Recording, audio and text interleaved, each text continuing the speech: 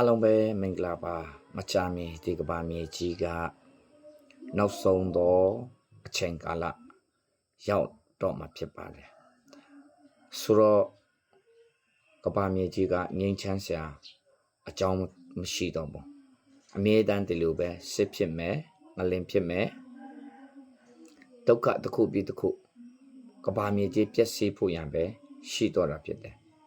ကောင်းကင်ကလည်းကြီးစွာသောဘေးဒဏ်ကြီးတွေဖြစ်လာတော့မှာဖြစ်တယ်မိုးသီးတွေရေကြီးခြင်းတွေစစ်အဲ့ဒီအခါမှာတိုင်းပြည်ဒီကဘာမြေကြီးစစ်အကြီးအကျယ်ဖြစ်လာတဲ့အခါမှာအခုဖြစ်နေပြီကျွန်တော်ကဘာမြေကြီးမှာကြီးတဲ့အခါမှာငြိမ်းချမ်းမှုမရှိတော့ဘူးမငြိမ်မသက်ဖြစ်နေဒီအမို့အရာတဲ့ကုံစည်းလုံးတွေကြီးလာမယ်တဖြည်းနဲ့တဖြည်းခက်ခဲလာမယ်ဆိုးရုပ်လာမယ်ပိုပြီးမှဒုက္ခတွေပြင်းလာမှာဖြစ်တယ်အဲ့ဒီအခါမှာတနိုင်ငံနဲ့တနိုင်ငံစီဝဲပြီးမှငင်းချမ်းရဲ့ကိုဖော်ဆောင်လာမှာဖြစ်တယ်လုံးဝစစ်မဖြစ်အောင်ခေါ်ဆောင်ပေးမယ်စာတမဏတ်က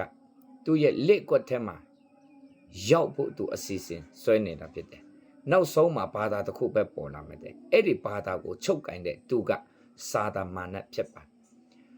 အန်တီခရစ်ဖြစ်ပါတယ်အဲ့ဒီအန်တီခရစ်ကလူစီဖာ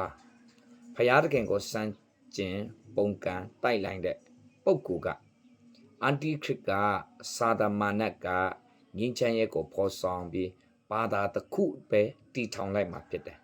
အဲ့ဒီသူ့ရဲ့ဘာသာထဲမှာမဝင်တဲ့လူကိုသူကလိုက်တတ်မှာဖြစ်တယ်လူတွေကသူဖျားယောင်းတဲ့အာကိုအဟုတ်ကြီးထင်ပြီးမှထင်ယောင်ထင်မှားပြီးအားလုံးပါသွားမှာဖြစ်တယ်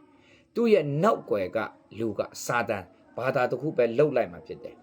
ယုံကြည်သူကိုလိုက်တတ်မှာဖြစ်တယ်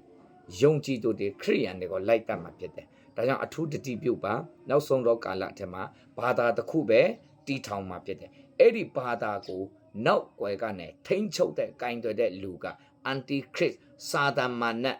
ပိတ္တစာမရဲ့အမိဖြစ်တယ်ဒါကြောင့်အထူးဓမ္မတတိရှိလက်မိတ်ပဲစောင့်နေကြတော့တင်တို့ရဲ့ရန်သူတီးဟူသောမာနတ်တွေဟောက်သောခြင်းတဲ့ကဲ့သို့အဘေသူကိုမြူရမည်နည်းဟု၍လက်လေလက်ချောင်းမြောင်းလက်ရှိ၏ဒါကြောင့်အထူးသဖြင့်ယုံကြည်သူဖယားသားသမီးတွေတတိပြုရမယ့်ကာလဖြစ်တယ်နောက်ဆုံးသောကာလဖြစ်တယ်မာနတ်တွေလူတွေကိုလှည့်စားပြီးမှငြိမ်းချမ်းရဲ့ဖော်ဆောင်ပြီးအဲ့ဒီငြိမ်းချမ်းရဲ့ဖော်ဆောင်မဲ့ပုဂ္ဂိုလ်ကမာနတ်ဖြစ်တယ်ဘာသာတစ်ခုကိုပဲတီထောင်တော့မဲ့အချိန်ကာလရောက်လာပြီဖြစ်တယ်အလုံးပေါ်ဘုရားရှင်အထူးကောင်းချီးပေးပါစေ